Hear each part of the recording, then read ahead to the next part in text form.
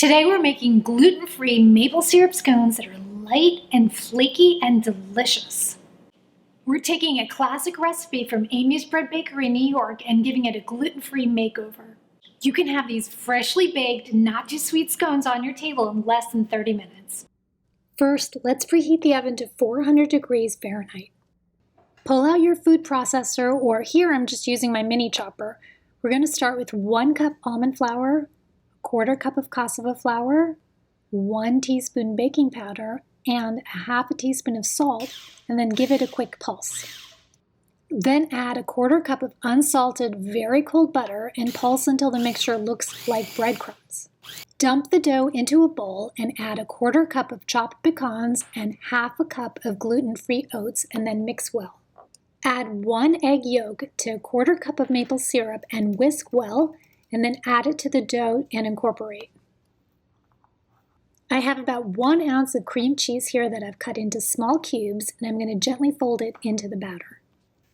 On a cutting board, sprinkle some cassava flour and lay out your dough. We're going to cut it in half and then make 2 even discs by pressing it with our fingers and rolling it if necessary.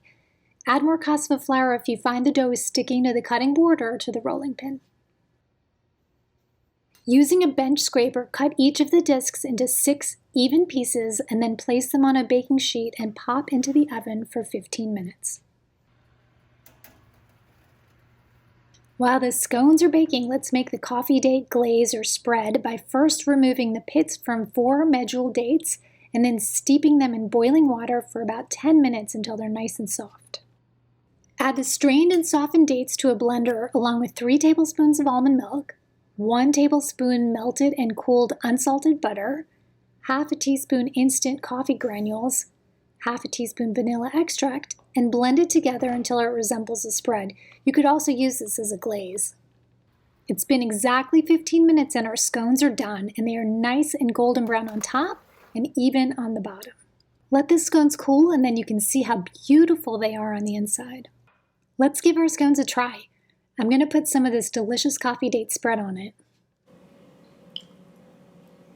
Oh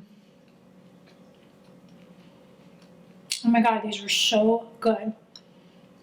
The cream cheese that pokes through just adds a creaminess to the flaky pastry, and then the pecans add that crunchiness. This coffee date glaze is delicious. If you don't want it on your scones, go ahead and make it anyway. You might use it for something else.